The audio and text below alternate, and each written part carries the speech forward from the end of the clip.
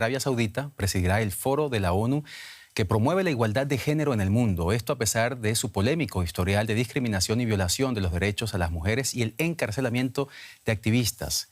El embajador saudí ante la ONU, Abdulaziz Al-Wasil, fue elegido presidente de la Comisión de la Condición Jurídica y Social de la Mujer, esto sin candidatos rivales.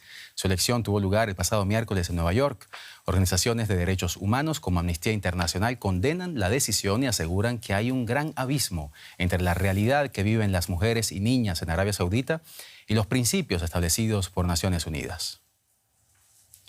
Más temprano conversé con Marta Torres, periodista experta en Naciones Unidas. Le pedí que nos explicara la contradicción de un país señalado de discriminar y violar los derechos de las mujeres, que ahora estará al frente de la instancia de Naciones Unidas encargada precisamente de promover la igualdad de género. Esto nos dijo.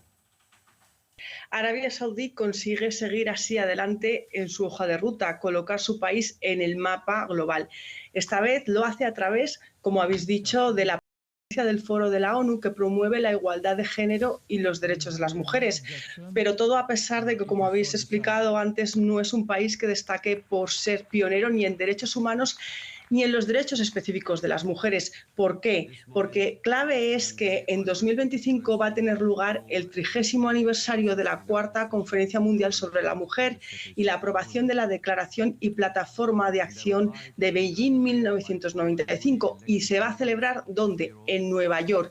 Y Arabia Saudí quiere comandar este aniversario a través de este foro, como han conseguido hacer otros países del Golfo Pérsico con otras conferencias internacionales. ¿Y cómo afecta esta elección la credibilidad del foro encargado de promover justamente la igualdad de género, y no solamente la del foro, sino también la credibilidad de Naciones Unidas? Bueno, en Naciones Unidas ni siquiera ya se habla de este asunto. Es habitual que los diferentes países comercien entre ellos con este tipo de foros y otros puestos para sacar adelante sus intereses nacionales. Arabia Saudí, sin embargo, sí ha enseñado una vez más su músculo, como a través de la economía internacional, debido a la fuerza que tiene en política energética en la comunidad internacional, que ejerce sobre todo a través del petróleo, un oro que le hace fuerte en Naciones Unidas, gracias sobre todo a Estados Unidos y a la Unión Europea. ¿Qué ocurre? Que es una doble vara de medir, que se percibe con las políticas duras hacia Rusia por la guerra de Ucrania o con Irán con las violaciones de derechos humanos, pero que sin embargo no se aplican a Arabia Saudí. Nos decía usted que se negocian este tipo de puestos en el seno de Naciones Unidas. ¿Es esa la razón por la que la candidatura de este país no haya tenido rivales en este año?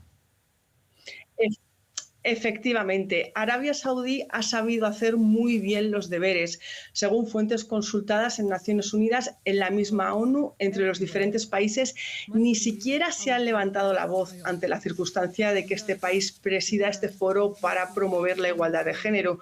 Por ello, solo ha habido una candidatura única, como habéis explicado con anterioridad.